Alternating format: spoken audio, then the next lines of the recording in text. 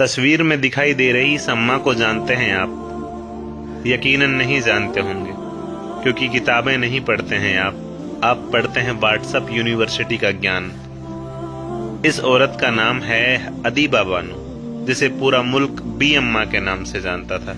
वही बी अम्मा जिसने अपने दोनों बेटों को इस मुल्क की आजादी के लिए लड़ने के लिए भेज दिया था, और जब अंग्रेजों ने उनको गिरफ्तार करके जेल में डाल दिया तो उन्होंने कहा था कि अगर तुमने माफी मांगी तो मेरे बूढ़े हाथों में अभी इतनी ताकत है कि मैं उन हाथों से तुम्हारा गला घोट सकती हूँ। अपने मुल्क के लिए लड़ते रहना, उसकी आजादी के लिए लड़ते रहना। इसी अम्मा के बेटे के नाम पर है मोहम्मद अली जौहर यूनिवर्सिटी, क्योंकि उनके दो बेटे थे।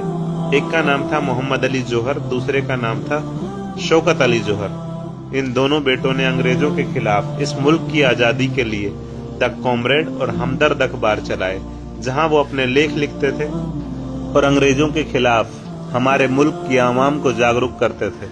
मालूम नहीं इतनी नफरत कहां से आ गई है लोगों के दिलों में। क्यों एक स्वतंत्रता सेनानी के नाम से इतनी नफरत हो गई है?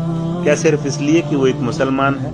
जो एक मुसलमान भारत की आजादी के लिए लड़ा, अंग्रेजों के सामने कभी झुका नहीं, उसके नाम से इतनी नफरत? मोहम्मद अली जौहर वही इंसान थे जिन्होंने खिलाफत आंदोलन को गांधी जी के असहयोग आंदोलन में मिलाकर अंग्रेजों के खिलाफ एक पूरे देश में बड़ा जन आंदोलन खड़ा कर दिया था।